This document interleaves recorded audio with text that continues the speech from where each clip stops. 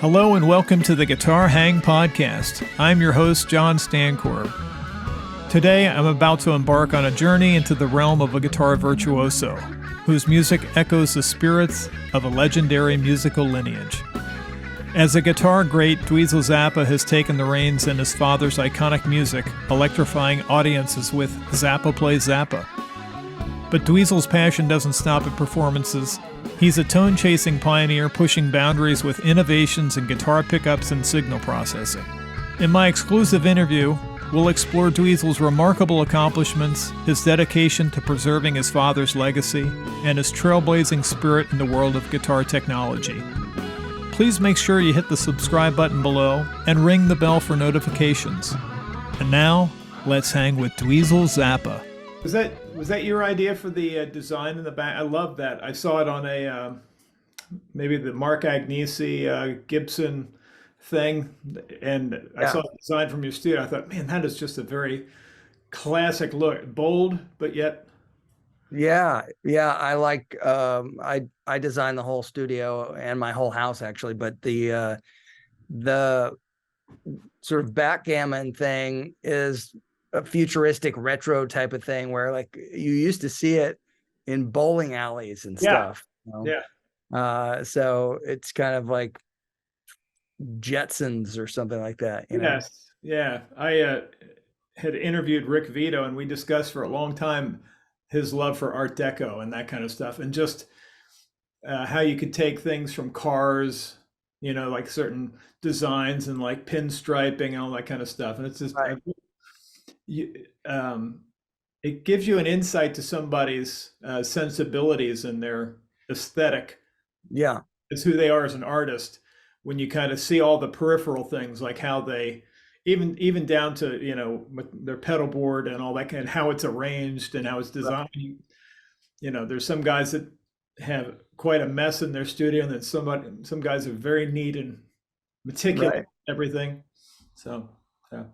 Yeah, it's also kind of promotes a creative thought process too. If you see something like that, it just kind of, it's not a normal workplace environment. So it puts you into like a different thinking state of mind. Yeah. It's anything that you can do to kind of get the, especially if you're if it's in your home. Yeah. And you get, whenever I do something in here, I find that the clothes that I wear make a big difference about how serious and how I get into it, as far as dressing for certain things. It's the games that you have to play with, not games, but the exercises to get your mind into it. Yeah. One thing I wanted to start with is I had performed for a time with Stephen Perkins, and he told me the most wonderful story about growing up in his first band and how kind your family was to him as a young aspiring drummer. Yeah, we played together for a little bit. I had a band that was put together that originally had done some recording, which was produced by Edward Van Halen. We did 2 songs. And then after that, we needed a drummer who could play like the drummer on the record. So Steven was the only guy that was around our same age group that could actually play pretty well. And we never did any gigs, but we just played a few times in what would have been called the vault at the house, which was this concrete bunker where all the tapes were stored. So we were able to make some noise down there and not bother people too bad. Yeah, he just had said that it was so because at that age you're just trying to figure out, playing together and all that kind of stuff. But your dad was really kind to him, and he said he always remembered that about. I think that he may have helped him either pick out drums or work on getting the whole drum kit together, because maybe it was piecemeal. I'm not exactly sure, but there was a kit that was a touring kit of my dad's that was. There were a lot of parts and pieces to it, but we didn't really know how to use the hardware to set it up and stuff. So we just kind of made a smaller version of the bigger kit, but it was a kit that Chester Thompson had played on on stage. Yeah. Wow. So yeah, that would like 50, it's Roxy's 50 years old right now, is it? I think next year, but Next it's right. 50? Okay. Yeah. Yeah. Well, that's incredible. The one thing there's several things I would like to discuss with you, but one of the things about moving forward with technology as it applies to writing, recording, and that sort of thing, you're one of the few guitar players that I'm aware of that has spent a lot of time uh, recently into pickup placement, different types of pickup, like gold foil pickups or pickups like right against the neck, or maybe even some of the transducer things that your Right. dad's doing. Piezo stuff. Yeah.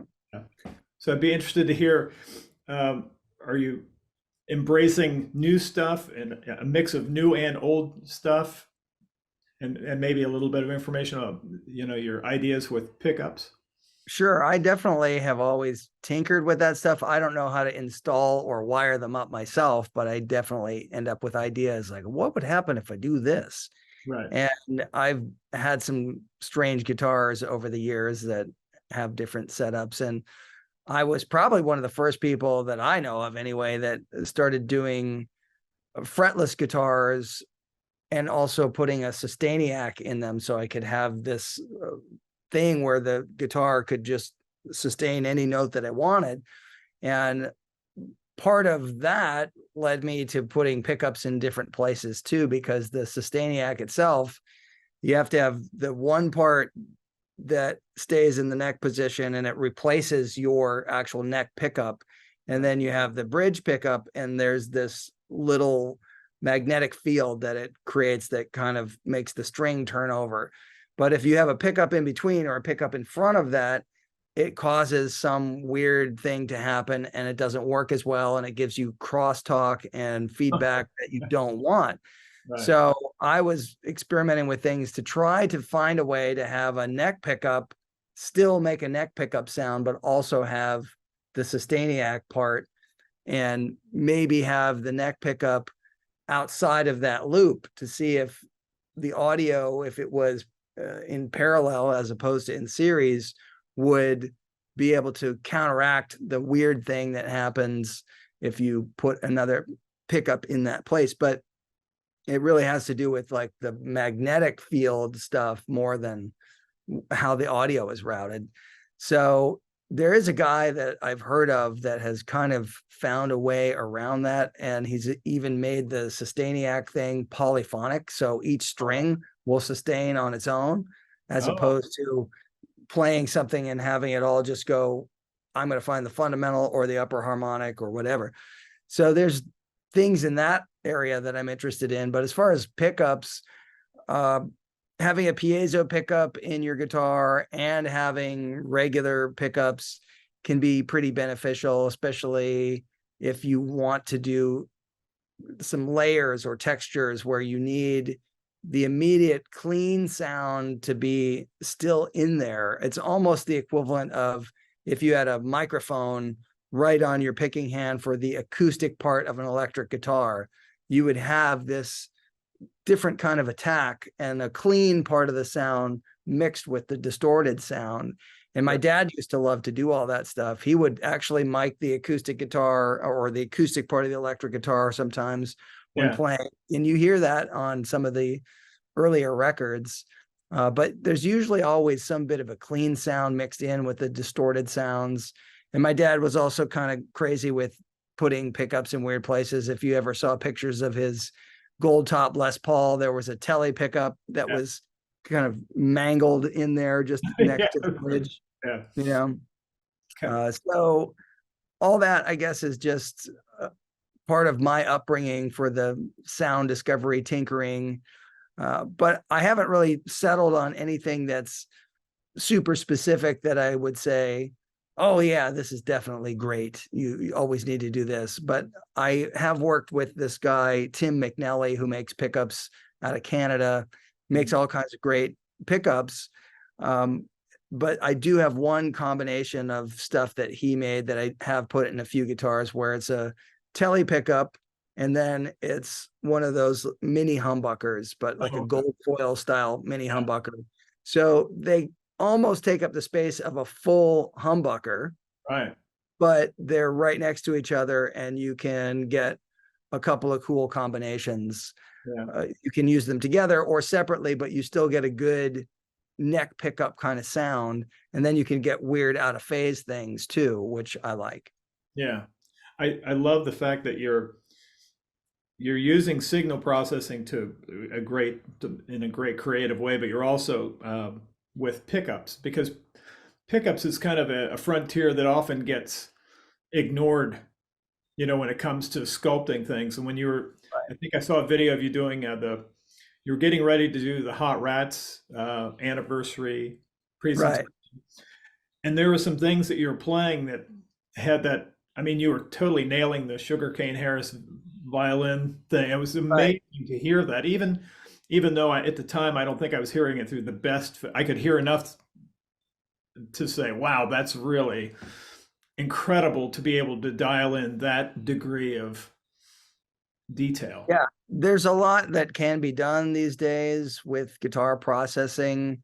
And you also have a bunch of people that still want to be, I guess the term is a cork sniffer, that they're very like, oh, no, I would never use a digital amplifier. Right. And they claim to always be able to tell the difference. I don't think it really is a thing anymore. Right. It used to be a little easier to tell the difference, but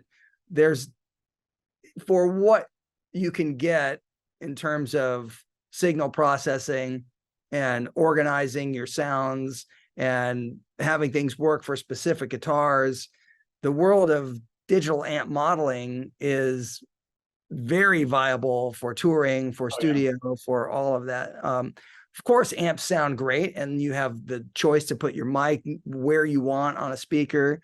But if you know what you're doing with the programming for the digital stuff, it can be pretty indistinguishable and way more flexible than what you would have on a night-to-night basis on a tour with an amplifier. So I do like all of the technical angles. And the next thing that I'm embarking on, which is going to be pretty crazy, is in my studio, you can see there's some speakers in the ceiling. Yeah. I have a setup for Atmos, which is you have a left, center, right. You have 4 speakers above you. You have 2 on the sides and then 2 in the back, and then you have subwoofers. So what I'm going to do is build a guitar rig that will allow me to put a different sound from a different amplifier or whatever I want in each speaker, and be able to actually play in real time with sounds that can move around. I can use expression pedals and change things with delays or phasers or flangers, but have the thing just kind of swirl around in Atmos. So I want to write music already in that space, and I want to create textures in that space where it's total surround, up and down and around. Yeah. So that's going to be a unique thing to do. It's going to take a little while to get it all working the way I envision, but it will be kind of a destination event. I'll invite friends to come play it because it'll be a real mind-blowing thing. I guess James Santiago will have the first ticket to the silver. He probably will. He'll come on in. Yeah. I had the benefit. I was doing some recording here, and I live in Raleigh, but I was in Hillsborough at a place called Sonark Recording Studios, and I got to hear they were doing some Atmos mixes of Bohemian Rhapsody. Oh, cool. If you get a chance to, not you, but because you've already been there, but for the average person, if you get a chance to experience that, it is really extraordinary. It's a whole different thing, even to the days of us sitting around with vinyl, listening to headphones. It's a whole different world when you're standing in the room, and it plays tricks with you in terms of location of things and It really depends on the music as to how effective it can be in an environment. So one of the things that's a little bit weird for people is, in the world of rock music, we're so used to seeing a band. And if you visually can picture them set up as you would see on a stage, people tend to want to hear the music come from that direction and have it be like, oh, well, let's just keep the drums and guitars and bass just on the center wall, and then we'll just put some reverb in the back. But that's not an effective use of the real estate and the environment of Atmos for the most part. But it tends to be something that people play safe with, and they want to stay, oh, I just want to keep that there, and maybe give the illusion that you're in a club or something and you hear some reflections around you. Not so exciting when you hear it that way. Yeah. But so some people do it very well, and the Queen stuff that's been done in Atmos has been very good because they do utilize all the different textures of the voices, and they're coming at you from different speakers and above you, and it's much more of a feeling that you're inside the music, and it's more immersive. And that's a really fun thing to experience. But the difference between hearing it on speakers in a room that's designed to present it that way versus hearing it just on headphones, which is still possible with Atmos, it doesn't sound the same because it's technically just stereo. But you get some extra width around the side and the back. You can sort of get a little bit more of a sense that something's kind of in front of you a little bit more and a little bit back, but just behind your ear. Not so much a height thing, but there are new advancements in technology with headphones that are going to give you sort of a 3-hemisphere kind of thing. But it really just depends on how the stuff is processed once it's in there, because you can do tricks in headphones that don't work on speakers. Right. So there's a lot of different things that are becoming interesting in the field of immersive audio. And that's why I set my studio up for that, because I wanted to just really explore everything that could be done. And there's really a lot of cool things that you can do. Even in the process of recording, you can decide to use microphones in certain ways. And then once you have it set up in the room to hear it on speakers, depending on what you're trying to recreate in the room, you can make it very much feel like you are exactly in a specific spot in the room. So if you design a recording from the ground up to be a listener in a certain spot, it can be much more effective at the end of the day than taking something that wasn't designed that way and trying to create that position for the listener. Would there be any recordings of yours or your dad's that you think would be an interesting thing to experience, that you would like to bring to that format? The one that comes to mind for me is Yellow Shark. I think it would be amazing to experience. Sure. That would be. Yeah, I would love to be able to work on some of that stuff, but that is a weird situation because there's still issues with the family drama, dumb stuff. But I would love to be able to do that, and I would definitely be probably, I would think, the best person to understand how to do that, but the singular one, I would think. Yeah, it would make sense, but sometimes people don't operate in a way that makes sense. Yeah, well, yeah, sadly. Yeah. The idea of having listening rooms where, because I still feel, and I think you probably share my feeling, that your dad's still ahead of his time. Like, oh yeah. I mean, past our lifetime, he will still be having people kind of go, oh, wow, this guy was pretty, yeah, pretty damn cool. So it would be amazing to think that if there were people experiencing it, if they could experience it in that way, it would even raise the whole. Yeah, I think there's a lot of great things that could be possible with my dad's music in Atmos, but it really does come down to how well people know the music itself in terms of what the harmonies are and how it's supposed to fit together, and creating the proper balance of what that is, because he very much orchestrated his music as if it was a classical ensemble that was playing the music. So his, versus a lot of other rock music, has a lot of elements that you could put in other places and it would still work very well to give you the total picture of the song, versus if you have AC/DC and it's just mainly guitars and vocals, if you start pulling that apart and putting them in different places, for some people, they don't like that separation. It doesn't sound like what they're used to. And there's ways to do it, but there's less flexibility because you don't have the different timbres of instrumentation and the different ranges of all that frequency response. And my dad's music has always been that way, where you have a lot of different styles of instruments in a song, from keyboards to horns to flutes to marimbas. And so you have a lot of stuff that if you actually moved it to a different part of the real estate, you would hear even more definition of that part. And it could be very cool, because maybe it was always fighting for space in the two speakers, but now you hear the composition spread out and the arranging gets even more exciting, because you think, wow, there were all these things all working together to do this thing. So that's where there's a great advantage for Atmos and for a listening experience that's different than regular stereo or mono. Yeah. Yeah. I think, like you said, it would take people a while to maybe get used to that thing, that's the spatial thing, because they are kind of used to, especially in this day and age, so many people are just doing the earbud things. And right. But to me, I feel like if you're going to do something in Atmos, it should be Atmos-y. You should definitely feel some right, music that's like moving a little bit, or that the panning gives you a different perspective, because you can always listen to the stereo. It should be different by definition. That's my feeling. Yeah.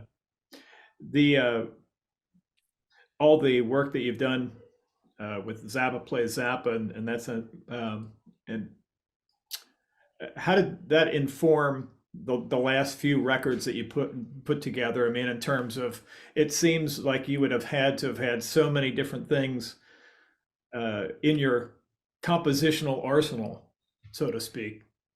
Right. Well, I definitely didn't know the terminology of what things were made out of growing up. I had a sense of what I liked to hear, and I would play things that went in different directions that weren't standard, but I didn't really know the names of what they were. I just kind of figured out patterns or things that sounded good to me in different ways. But when I started really doing the whole process of learning my dad's music and putting the band together, and the years of touring and learning about how his arrangements were created from top to bottom, that was its own version of me going to some musical university. I did have to learn the names of a lot of things. I did have to learn more music theory stuff. I'm still not a music theory nerd expert where I could tell you everything about everything, but I know enough about the sound of something to say, oh, that's Lydian, or that is Locrian, or that is something that has certain extensions in it that give it this flavor. I can hear that stuff and then decide, oh, if I wanted to write a piece of music, I would like to have this Lydian-based chord progression and melody, and then I would superimpose this other thing, and I would be able to create textures that are really more of the color palette that you have as a composer, as opposed to just a guitar player. And so with that in mind, I had been asked a few years ago to write a piece of music for an orchestra in Holland, and it was a 100-piece orchestra. So it was a question of, hey, would you like to do this? And because of my experience for, at that point, the past 12 years or so of touring and playing my dad's music, it was an option for me to go, oh yeah, I could actually do this now. Now, I couldn't write it on paper because I still am not good at reading or writing notation, but I was able to conceive of it and put it into a MIDI program so that I could hear all the parts and choose the instruments and write the whole thing that way. But the crazy part about it was that I didn't really know what I wanted to do, and I had a short amount of time to write this stuff. So I decided that what I would do was I would just input a bunch of notes, a string of notes, just let's say all 16th notes, and I just randomly draw contours. And then I would listen to it and I would say, oh, this note should be longer. It should be a different note. But I would do 20 or 30 seconds at a time. And then I would fill the whole space with all of the instruments from top to bottom, but for just that 30 seconds. So I could have a complete opening of a piece of music with all the ideas worked out with the contrary motion and the harmonies and whatever, but it's only 30 seconds, but it's full. It's the whole thing. Right.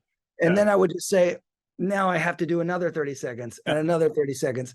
And the piece of music was built that way, where I would have recapitulations of themes and making all these changes as it went on. But I could always think, oh, well, I started with this theme. It's about time to bring it back and change the instrumentation and do something. And so it was built that way. And then I had Kurt Morgan, who's the bass player in the band. He's very good with creating scores that could actually be used for an orchestra. And he went through it and would change the range of some of the instruments so that they would actually be in the range that the actual orchestra could play. Because that was something I wasn't aware of. I didn't know like what the actual range of every instrument is. So sometimes I would have notes that were too high or too low, and he would have to move those and shift them to a different instrument to be able to get the texture. So what was interesting about that too was that writing it and hearing a computer play it, you get a certain sense of what it could be, but then you think, well, when people play it, how much better is this part going to sound, or how much worse is this part going to sound? And what I found out was that there are certain things that orchestras are amazing at, and then other things that they're not so good at. And it really is a difference between what a rock band could do, because they're all listening to a drummer and moving to the feel of it, versus watching the guy with the stick and having right. So a lot of stuff can feel very square with an orchestra and not have a good, like if you want a rock kind of feel, you're not going to get it with the orchestra. Right. So the thing about it was certain nuances that I knew that would work playing in my band didn't work that well with the orchestra, because the syncopation stuff, the feel was just too square and not quite what I wanted to hear. And then you could have other things where, let's say you wanted something to slide, like the whole string section would slide a chord into something. The computer could do it, but it didn't sound that great. But when the orchestra did it, it was amazing. It was like you got chills from. So what I found was that there are certain things that if I was going to write another piece, I wouldn't even bother to do certain really intricate rhythms that would not work that well. They wouldn't feel right. I would write for what the orchestra is great at and use the tools that are there. And so another thing that I found with that along those same lines is that when you want to have your favorite instruments playing, like horns or strings, and you want to have them have interplay, you have to be very careful, because the horns are always going to be louder than the strings. Yeah. And it doesn't matter, even if you have sound reinforcement in the hall where they have microphones and they can put that into speakers they have to play differently. So the timbre of what the instrument is capable of changes.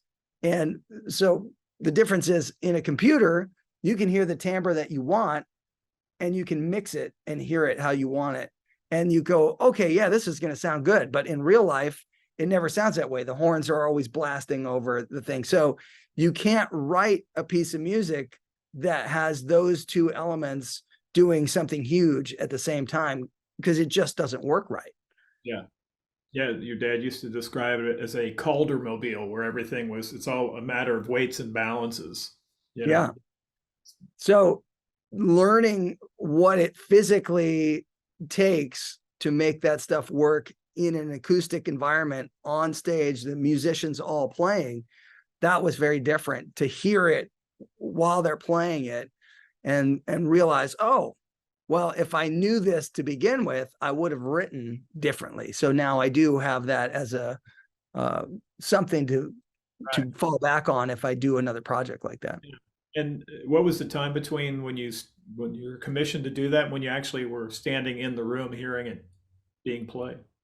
It was about 6 months later. Yeah, I mean,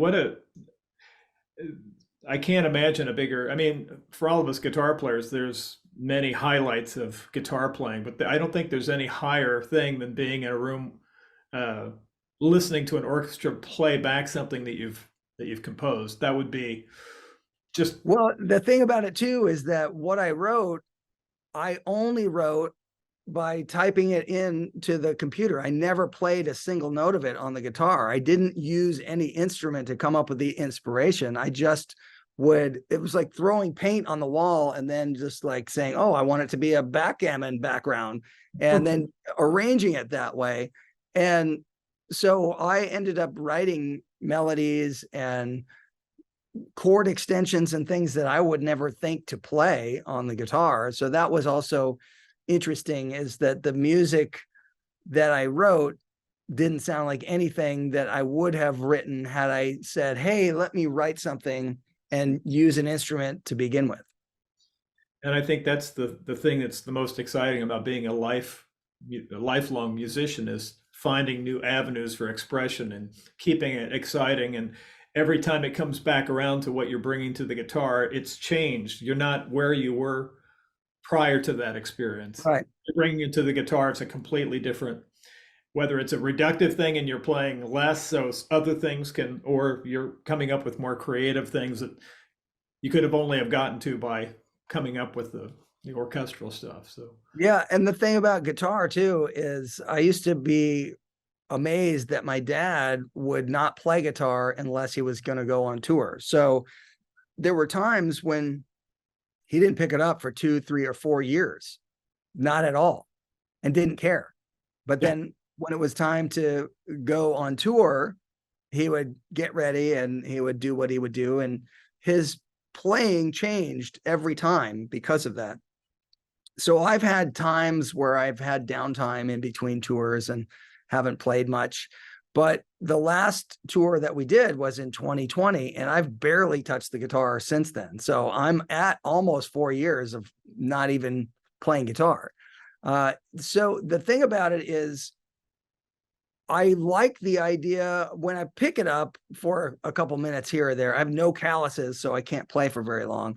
But what I've been doing is playing with my left hand only, not even using my right hand, and just trying to see about making good finger tone with the notes that I'm playing and finding patterns that I never played before. So thinking specifically of 2-note, 3-note, 4-note, or 5-note things that I could do that involve shifts and moving my fingers in different ways to create those number groups.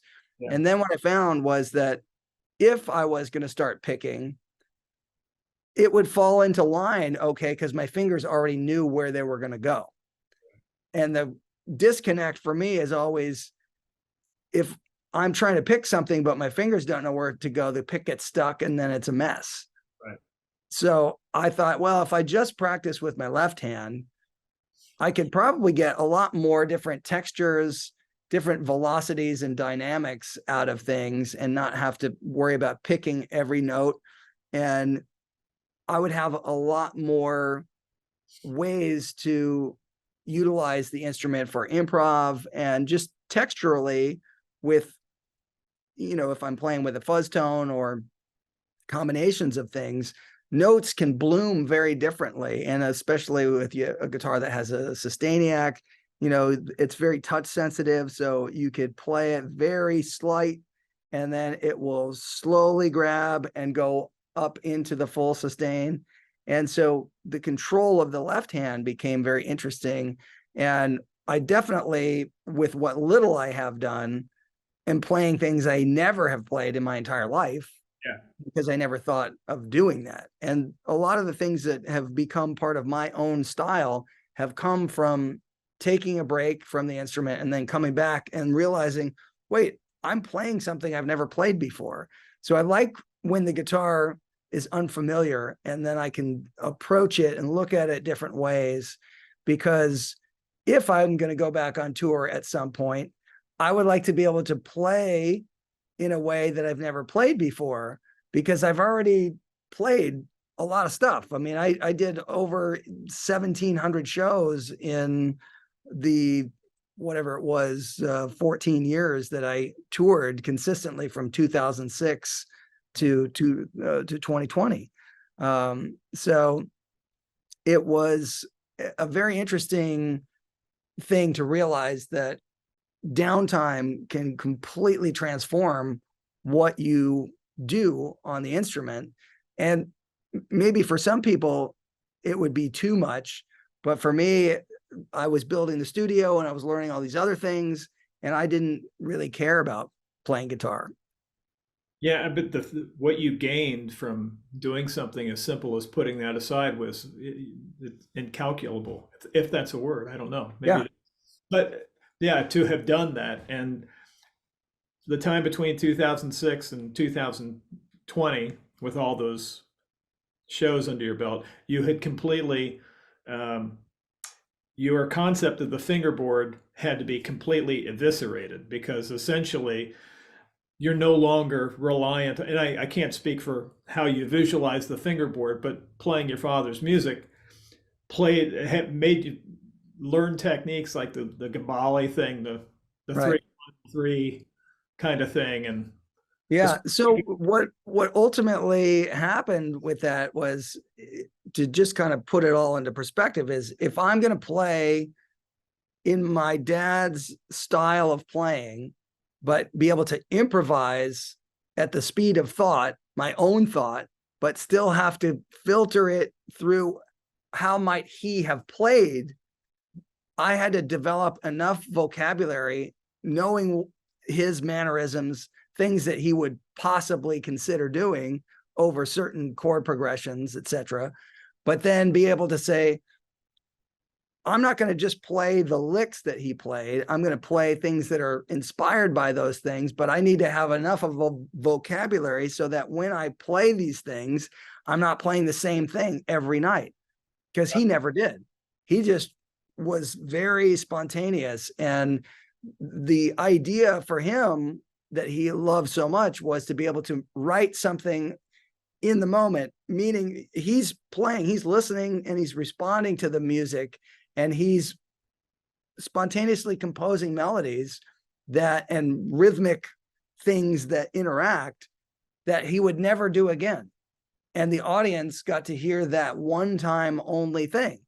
And that's very different than what most people do, because they will write something, they will learn how to play it, and they will only ever play it that way. And that's how the song goes. And that's how it is forever, which can be cool, but it can also be very boring if you are doing a lot of touring and you're like, oh, I'm going to play this again, and your mind is wandering or whatever. So we could play the song Zombie Wolf 1,000 times, but know that the solo is going to go someplace different every time. Same with Inca Roads. And he would develop songs that would have a character for the solo section. And the song itself is the form, but when you get to the improv section, you know you're going to hear something totally different every time. And that is a really cool part of the way the music was arranged, but it also becomes a much more challenging thing to do when you think about learning the vocabulary of what that is. So one of the ways that I developed a vocabulary of my own was I started to listen to what he liked to emphasize in his composition in terms of how he would group notes together. So if he had a group of 5, he would make it a 2 and then a 3. So 1 2 1 2 3 1 2 1 2 3 1 2 1 2 3. So when you figure out where these subdivisions go, and instead of overthinking the whole thing, I just started thinking of just how different number groups would sound. So it could be 1 2 1 2 3 1 2 3 1 2 1 2 1 2 3 1 2 3 1 2, and I could think of that and say, if that's all I'm thinking about, I can put my fingers wherever, but keep that rhythm going. So it became possible to play notes that were outside of the key, but they still felt fine, because as part of the contour, they were consistent enough for a listener to feel the pulse of what the thing was. And so that became the challenge of how many different number groups can I string together, and how many times does it flip over the bar line, and how do you land on a strong downbeat, and how do you get these things where you say, okay, well, I'm going to play these groups of 5, but I'm not going to start on the downbeat, I'm going to start on the up. And so those became part of the things that I would work on, but that's not something I had time to sit there and just practice. I just would try to do it while in the middle of the music. And that's really the best way to develop your own style. But not everybody's going to be playing 1,700 shows. Right. Yeah. You know, so it's a real difficult thing to build up that amount of ability to think in the moment and spontaneously compose something. So there's definitely things that I had that were a go-to strategy, and I might play similar sounding things, but they were based really on a core concept as opposed to a lick. Like, I didn't have to memorize a lick. I just had to say, oh, I want to do 2 5s, a 7, and a 9. And then I would play something and it would turn into that. So I started doing exercises, and I've taught this to people, where you could take your phone number and just write a melody to your phone number. You'd have millions of opportunities to change what the notes are or how the rhythm works based on how you do the subdivisions. But if you took a song like that famous Tommy two-tone song, 8 6 7 5 3 0 9, that's a good example where you would say, okay, well, how do I play an 8? How do I play a 6? How do I play a 7? And you would say, all right, I'm going to play the 8 6 7, and you would do it 5 6 10 12 different ways, and you would learn to put it across 2 strings, 3 strings, 4 strings, whatever you had to do to get those things. And then I always say, it's like, it doesn't really matter about key signature or time. You're really just thinking about getting that many notes in your group. So an 8 could be 2 4s, or it could be a 3 and a 5. You know, that's an example. And you would be able to say, I can attach any notes I want to that rhythmic structure. And you just play in time to whatever you're doing, but you make sure that here's 8 notes. This is my phrase. Now I'm just going to focus on these 8 notes and put it in that rhythm, whatever it is. And it doesn't have to be a memorized lick. It just has to be something that fits within that rhythmic container. And that's more what developed a faster way to see across the neck and create more of an ability to have phrases that were interesting, that were different, and sometimes things that I would never be able to play again, because it was just in that moment, I got there somehow. And that's the thing that I love about it, because it's more of like a game than anything else. Were you recording your shows typically, and at some later date go back and be able to sift through things? And I would listen to the show after the show every night. And I would listen and say, I'm doing too much of this. We need to play this better. We need to do that. And I would make changes every night. So a typical tour day for me would be, we get to the venue and they usually don't let you in until 11 o'clock in the morning, sometimes a little earlier, but I would be in at 11. I would do all the things that you would do to get yourself ready for the day, hopefully try to exercise or do something. And then I would start practicing. We'd get ready for sound check, would be about 3 o'clock, usually like a 2-hour sound check, play the show at either 7:30 or 8 o'clock, done by 10, 10:30. and then do all the stuff you need to do to get out of the venue, probably onto the bus by maybe 11:30, 12 o'clock, then listen to the 2-hour show, probably doing, fast forwarding and checking things out, and then go to sleep and try to get enough rest while traveling on a tour bus to the next venue. And that was the cycle every single day, every show.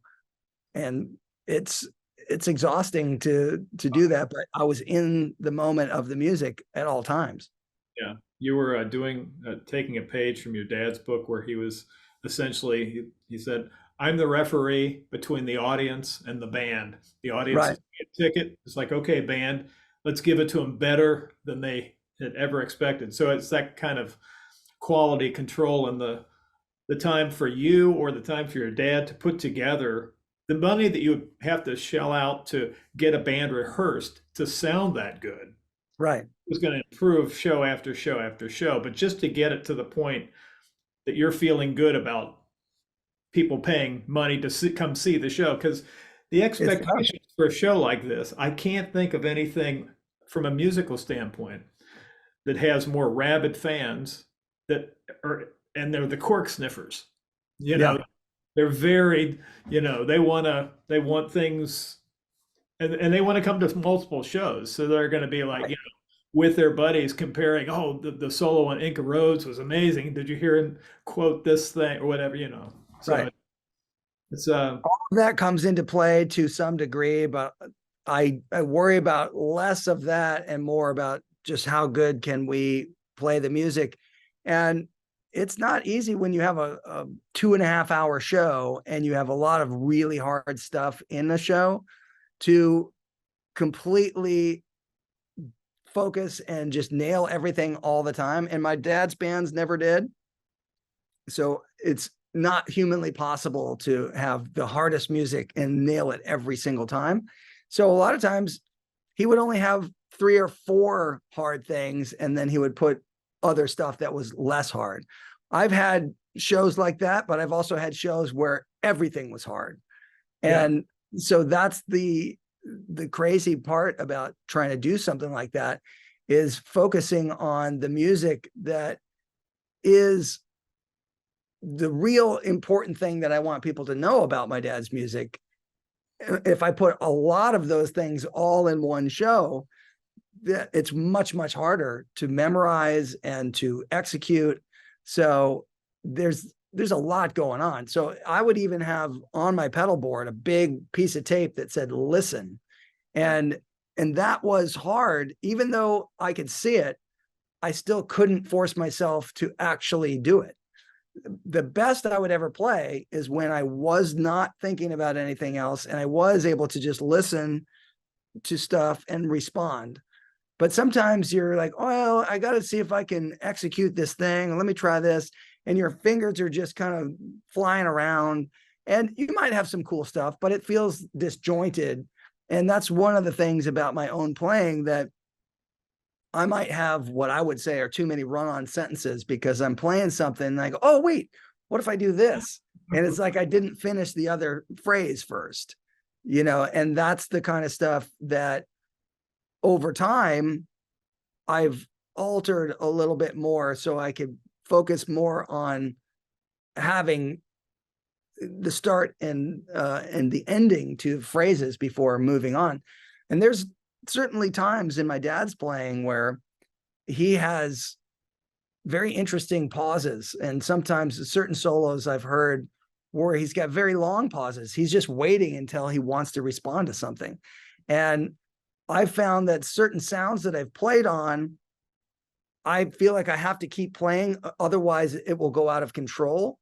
So that's another thing where it's like, if I have a sound that is got a lot of gain or a lot of things going on, I'm not going to put as many pauses in there because it might go into feedback or make some weird noise that I don't want. But what's funny is even when he had that, he still would put the pause. You hear that on Shut Up and Play Your Guitar. There's a lot of times where there'll be a pause and then you hear feedback creep in, screech, or do something. Right. But in my effort to avoid that, I would usually just keep playing through. But I started to just realize overall over a period of time that technical stuff I've always loved, but I like it less and less. I'm more interested in how the story of the solo is shaped, and if you get the right note at the right time to build it to some feeling or rhythmic interplay. That's the kind of thing that is more interesting to me than there's so many guitar players now that can play faster and more clean and precise than there ever has been ever on planet Earth. But at the same time, there's not any better music that's being made as a result. Yeah. So yeah, it's interesting because I definitely like guitar players that are technically skilled, but do I want to listen to it all the time? Not so much. So that's the challenge, is like, how do you find the right moment for where the technical part really stands out in a good way? And that's where Edward Van Halen was very, very good, especially in the first 6 records. Those songs are typically always 3 minutes or less, and he's playing something innovative on each of those first 6 records, and the sound is great, but you're captivated by the fact that, yeah, there's some showmanship, but it's usually always very much to fit the song. And that is, I think, a good lesson as well. When you would solo a track or listen to stems of his stuff, his pocket was, when he's soloing, his time feel was incredible. And then you go back and hear the rhythm, just go, man. At that time, I can't think of anybody that was conceptualizing rhythm parts that way. You know what I mean? Right. The interplay between him and Alex was the coolest thing. And if you want to think about just rock music or rock bands at that particular time, they were untouchable in the musician sense. You could not play their songs and make it sound like Van Halen. Right. Only they could sound like Van Halen. And that's a unique thing in and of itself, is to have an original sound for your music that's based on the fact that you're technically skilled, but you also have such a good feel, and then great songwriting. Yeah. So yeah, somebody could try to cover the song, but it would never sound better than Van Halen. No, it was, yeah. The things that I had heard, and I'm sure you having been friends with Ed, the time that he and Alex spent together, you couldn't calculate on paper. They've been doing it since they were kids, and they would rehearse so much for writing tune. By the time they were going to get with Ted and Don at the studio to record this stuff, they had this shit crafted so beautifully. Yeah, and then the beauty of that, the next layer of that, is that even when they did play the song, they waited for the right take of the song, and he might have played different things in each take, but at the point where they settle on the take, that's when it becomes, okay, that's how the song finally goes, because he could have put different licks in different spots, because he did improvise the fills of the stuff. Not everything was completely set in stone before they would record something. And that's a cool thing about the way their songs feel, is it feels like they definitely captured something in the moment, especially the first couple records. And that's where that excitement is. If you're a musician and you get a chance to go into the studio, the feeling of being able to capture something where maybe that's the first time you got through the song ever, that's usually the part that's the most exciting. If you can catch that on tape, even the listener can feel the difference between that or a super rehearsed where you play it. You could play it with your eyes closed and not even care because you're going to be playing it exactly the same. That versus catching the first time where there's the push and pull and all that stuff. That's kind of one of the most fun things that you can do when you're recording, is get that experience. Yeah. At that time, to have such great vocals, I mean, Dave had his own thing, but yeah, Michael was a secret weapon. I mean, the things that he could do. Sure. It was a. Uh, I don't know that there's, there was, as far as guitar players, there was Hendrix and then there was Edward. And then since then, there's amazing guitar players, but none that have made that kind of. I mean, the landscape prior to Van Halen 1 was some great guitar playing. Right. But what I think of is the British guitar players: Gilmour, Beck, Page, Clapton, and then you had the American guys like Ted Nugent and Joe Perry and some Rick Derringer and some great guitar players. But then when Ed came, it was like everything was blown up in terms of, I can't, like, going back to hearing Walk Don't Run by the Ventures and then the next thing you hear is Purple Haze. That's a pretty radical shift. Right. But equally radical was to hear like Toys in the Attic versus Van Halen 1. Yeah. Both great recordings, but widely different.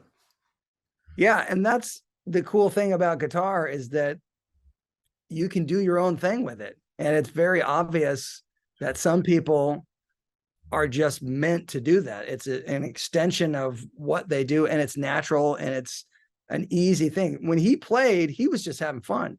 It was never about, let me play the hardest thing and hope that I get it right.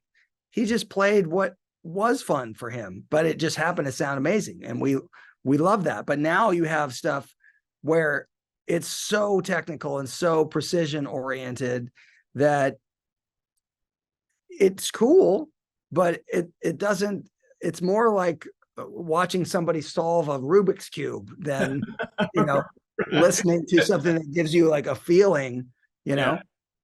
So that's where you go back a few steps and you listen to AC/DC and you say, the simplicity in what this is so powerful and so much like it's like a V8 engine. It's just, it has its rhythm and it is firing on all cylinders, and it's powerful.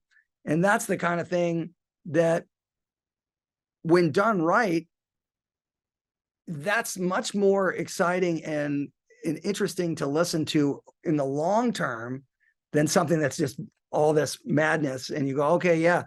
Because after 20 seconds of that, you've heard enough that you go, okay, I get it. It's cool. I like it. But I don't really need to hear that all day long. And a lot of people feel that way about my dad's music, probably about my own playing, because there is a lot of complicated things that just, or like, hey, let's just see what happens. But even I don't prefer that all the time. I would like to hear things that are based in an overall feeling.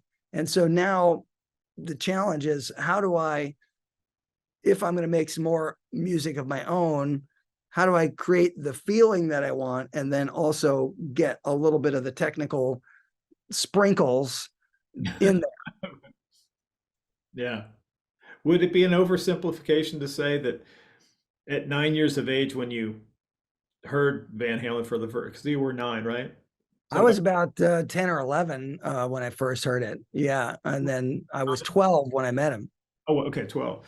I mean, had he not have been that kind of hero or role model, good friend, coach, as much as you grew up listening to your dad's music, and this, by comparison, the stuff on the radio was just very ridiculously basic, Right. some good stuff, not to denigrate any of that, but then having Edward come into your life and be so kind and so loving and do all the things that he had done for, I mean, that had to change your trajectory. I mean, it would be like, that would have to seal it for you. Like, okay, this is a done deal. Well, it definitely was life-changing in the ways that you're talking about, because prior to really getting into guitar, I was really into baseball. And I had little league games all the time, and I had pitched a no-hitter as a kid, and I was really like into practicing. I used to have, there was a post in the backyard, and I took a bucket and I hammered it to the post. So the post is this wide, and then there's a bucket that was the strike zone. On either side, if you miss it, you have to go find the ball. I used to throw the ball into the bucket. It would bounce back from the bucket and bounce back to me. So I would be in the yard, like pitching balls into this bucket and having it come back to me, and try to never miss the bucket. And so you start to look at something like that as doable. At first you go, that's impossible. Right. But when you do it a couple of times, it becomes possible. And then you only see it as possible. So It was kind of the same thing with guitar. Once I always liked my dad's music, but it seemed impossible because you had to know a lot of stuff to do all the things to make the music sound that way. And I couldn't just pick up a guitar and do that, which is not to say that I could just pick up a guitar and play like Edward Van Halen. But when he came over and he picked up a guitar and I saw how he did it, it was the same as me seeing that bucket in the backyard going, oh, I can figure this out. I know what to do now.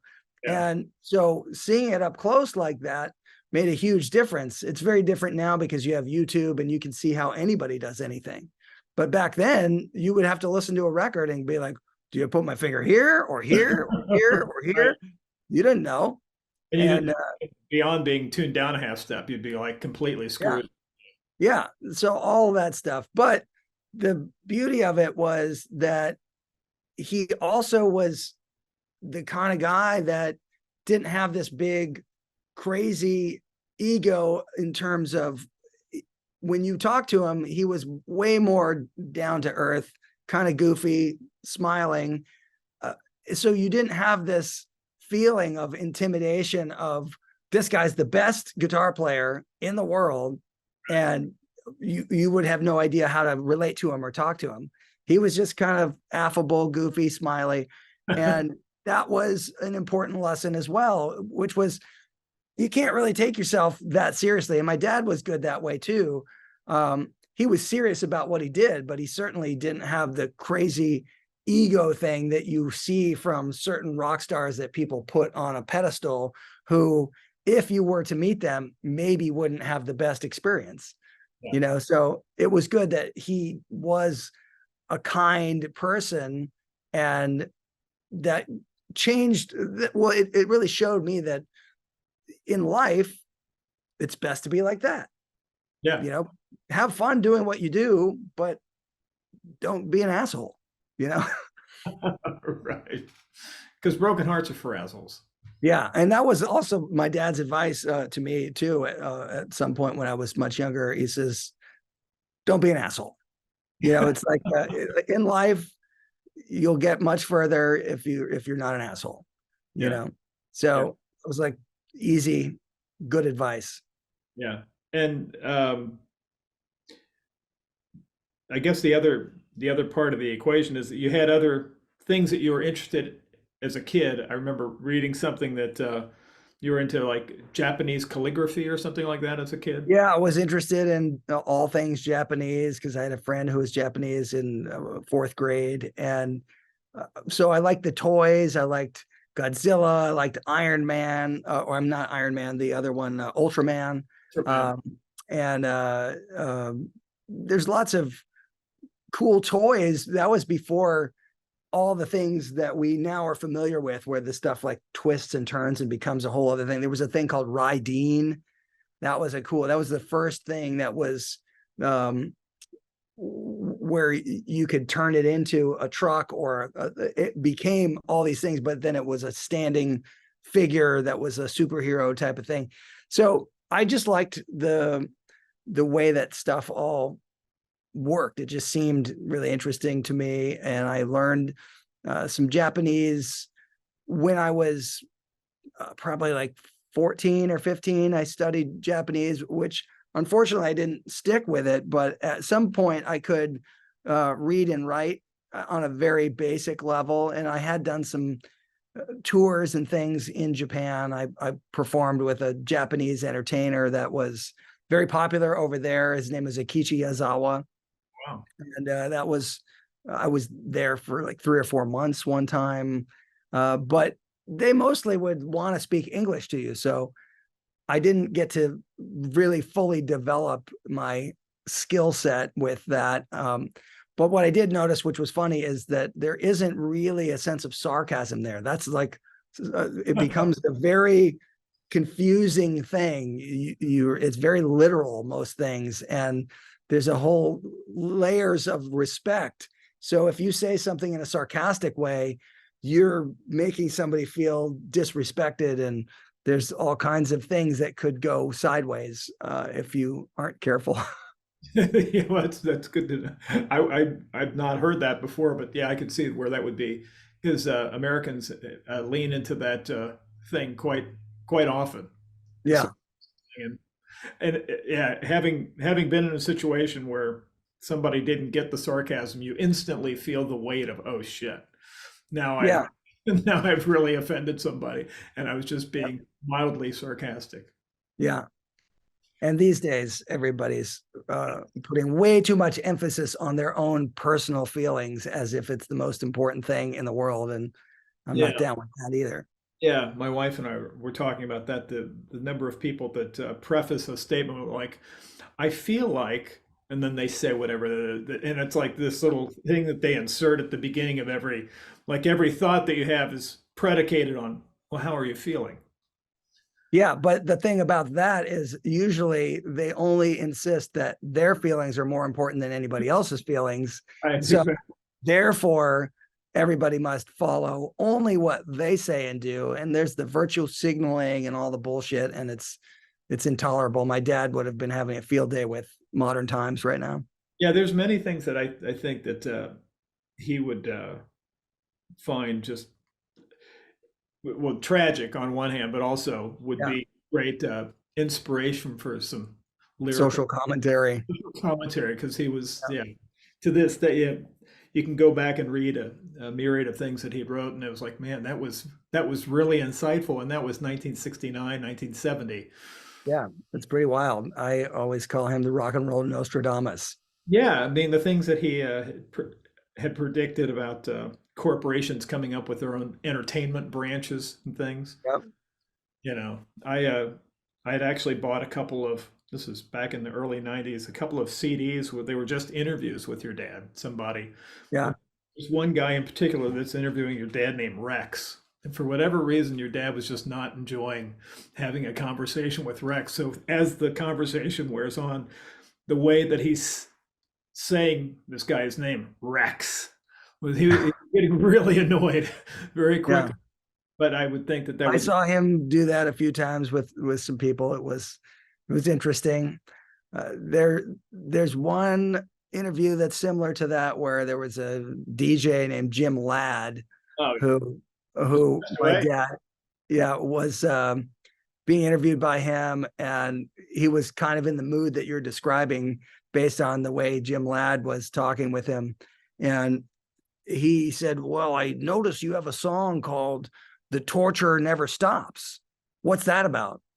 And my dad just said, it's about the torture never stopping. Like this interview. Yes. Yeah. Yeah. Yeah. Amazing stuff. I think one thing I wanted to ask is, as we're looking into 24 and possibly going out again, are you looking to do a tour of your own stuff? Are you looking to revisit Dweezil Will Play? I forget what you call it. Dweezil Will Play anything he... Well, there was a moment where the tour was Dweezil Zappa plays whatever the fuck he wants. I love it. Yeah, so that was a fun tour. But yeah, if I go out again, it would probably be a Zappa related thing, my dad's music, maybe some of my own things too. I haven't written any new music recently. I'm thinking about possibly doing something like that, but I've been doing collaborations and different things and mixing stuff in Atmos. So that's one of the things that's piqued my interest lately. So it all depends on what projects are coming through here. So one of the things that I did a while back was I worked on Jimi Hendrix Electric Ladyland in Atmos with Jimmy's family, and also all the original players involved with the audio side. So Eddie Kramer, and he had an engineer, Chandler Harrod, who was also part of it. But it was a really complicated setup because we had it set up in my studio, but Eddie Kramer was in someplace outside of Toronto, and we had to use this thing called audio movers, which was able to send all of the Atmos mix information from my studio to the studio he was in, which had the same speaker configuration. In real time, we could twiddle the knobs and he could say, no, do this, pan it like this. And it was crazy technology because it's already multi-channel audio, but then it's being streamed in real time and we're playing and doing stuff. And I mean, you know, we're making it sound like what he wants it to sound like.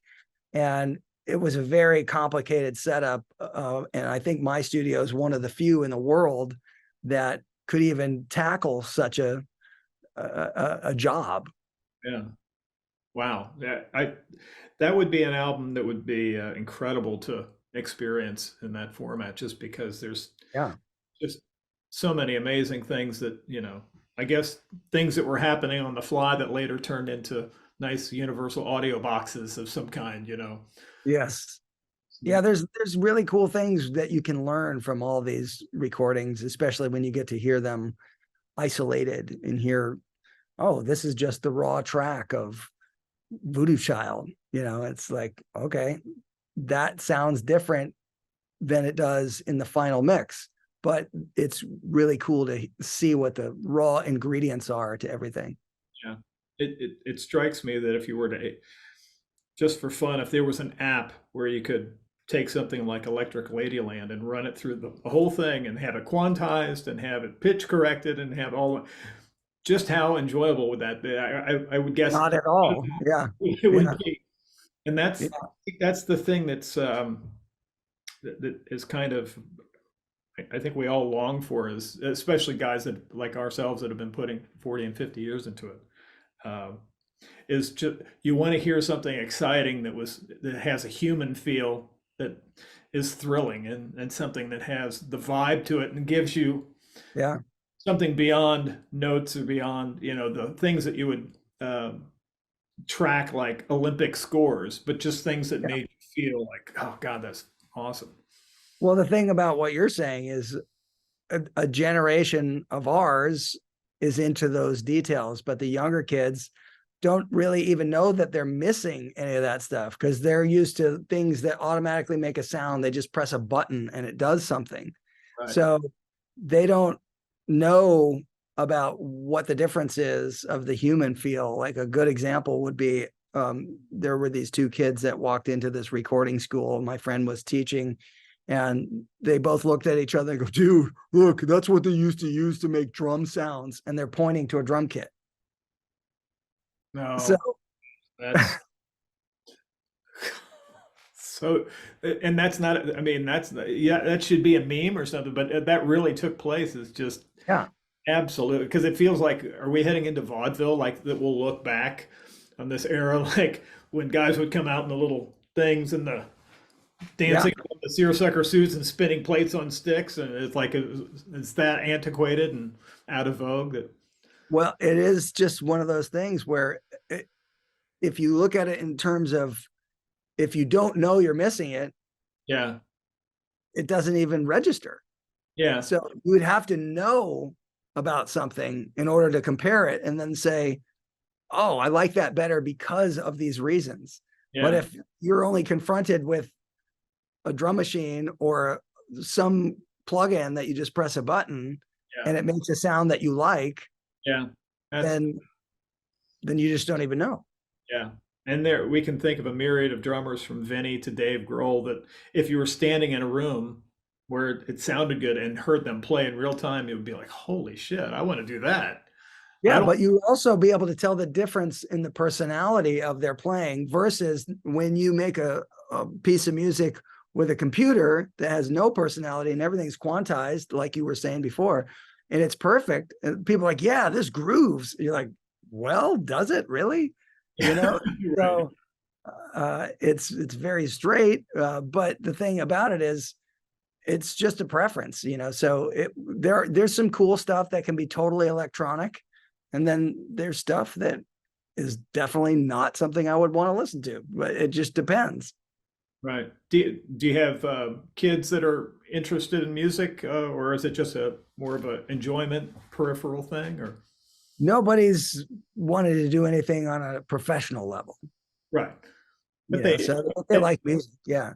That might be better. I mean, in the grand scheme of things, but they have a proclivity towards things, or they Yeah, hear what you're doing, and that's kind of cool, Dad. They're not so much interested in learning instruments. They like music and sing and stuff like that, but yeah, maybe I'll play a little guitar, but not much. Yeah. Well, Matt, you've been incredibly gracious with your time. Tell Megan thank you so much for making all this happen. And as a little footnote, I was thinking about this the other day. I met you in 1988 at a little music store called Midwest Music in Cincinnati, Ohio. And you Okay, for like a Kramer guitar tour or something? Yeah. And I had just, like, the week before, I just got accepted to go to GIT, which I didn't actually get to go after all.